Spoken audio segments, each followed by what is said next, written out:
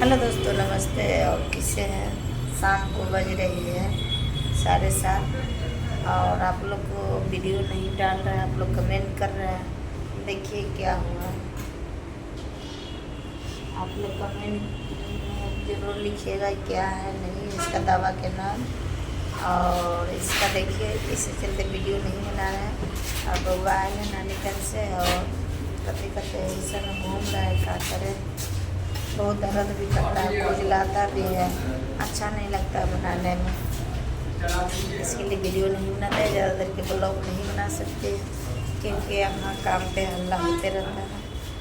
और 1 मिनट या 1.5 मिनट का वीडियो बनाएंगे। आप लोग वीडियो देखिए और लाइक कमेंट कीजिए। और तो फैमिली सभी लोग को नमस्ते कर रहे हैं, सभी लोग को राधे राधे, राम राम।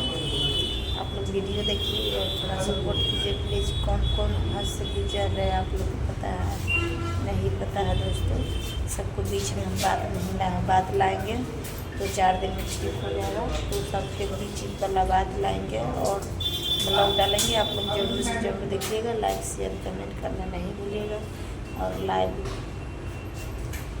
इसे चलता है सुबह में 6 बजे। आप लोग ज़रूर से ज़रूर जुड़िए और लाइक कमेंट कीजिए और लाइक में सपोर्ट कीजिए। हम भी करेंगे, जितना देर आप लोग सपोर्ट कीजिएगा उतना देर हम करेंगे। देखिए चलते वीडियो नहीं बना रहे, नहीं डाल रहे हैं।